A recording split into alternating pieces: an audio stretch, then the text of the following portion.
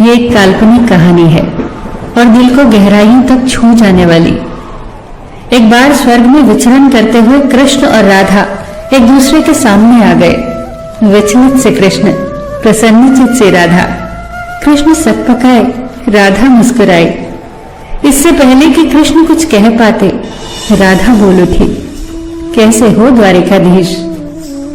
जो राधा उन्हें कान्हा कान्हा कहकर बुलाती थी, उसके मुख से द्वारिकाधीश का संबोधन कृष्ण को भीतर तक घायल कर गया। फिर भी किसी तरह अपने आप को संभाल लिया उन्होंने और बोले राधा से, मैं तुम्हारे लिए आज भी यही कान्हा हूं, तुम तो मुझे द्वारिकाधीश मत कहो। आओ बैठते हैं, कुछ मैं अपनी कहता हूं, कुछ तुम अपनी सुनाओ। सच कहूं राधा, जब जब भी तुम्हारी याद आती थी, इन आंखों से आंसुओं की बूंदें निकल आती थी। राधा बोली, मेरे साथ ऐसा कुछ नहीं हुआ, न तुम्हारी याद आई न आंखों से आंसू बहा, क्योंकि हम कभी तुम्हें भूले ही कहां थे। जो तुम याद आते, इन आंखों में तो सदा तुम ही थे।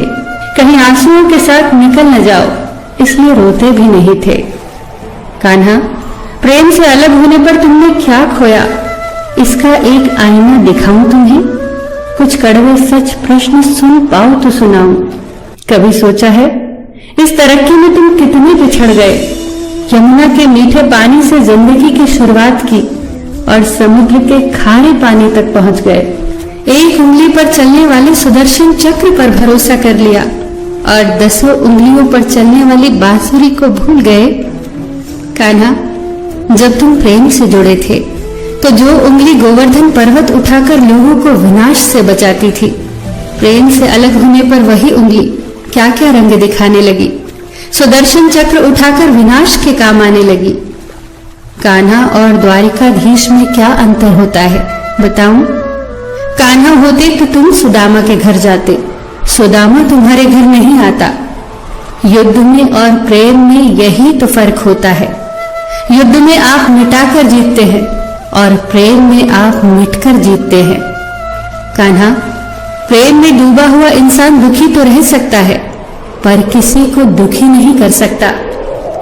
आप तो कई कलाओं के स्वामी हो, स्वप्न दूरदृष्टा हो, गीता जैसे ग्रंथ के दाता हो, पर आपने ये क्या निर्णय लिया?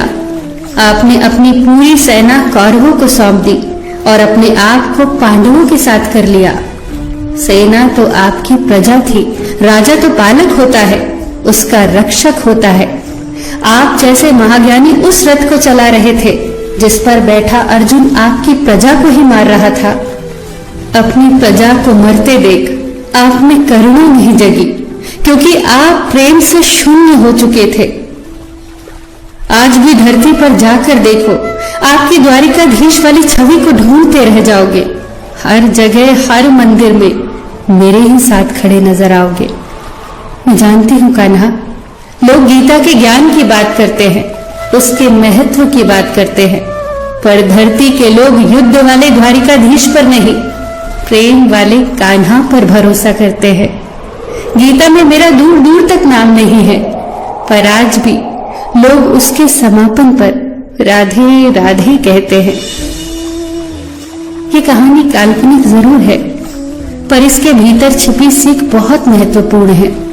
श्री कृष्ण के पास कभी किसी प्रश्न का उत्तर ना हो, ऐसा तो हो ही नहीं सकता, परंतु राधा द्वारा लगाए गए प्रश्न चिन्हों पर कान्हा मौन रहे। यही तो है प्रेम में समर्पण का भाव। पराक्रम में हमें हर किसी को हराना होता है, तब भी हम जीतकर भी हार जाते हैं, परंतु प्रेम में एक ही कईयों का दिल जीत लेता है। सही कहा है कि छोटी सी उंगली पर पूरा गोवर्धन पर्वत उठाने वाले भगवान श्री कृष्ण छोटी सी बांसुरी को दोनों हाथों से पकड़ते थे। फिर मिलेंगे दोस्तों अगली कहानी के साथ। तब तक के लिए अपना ख्याल रखना और हमेशा मुस्कुराते रहना।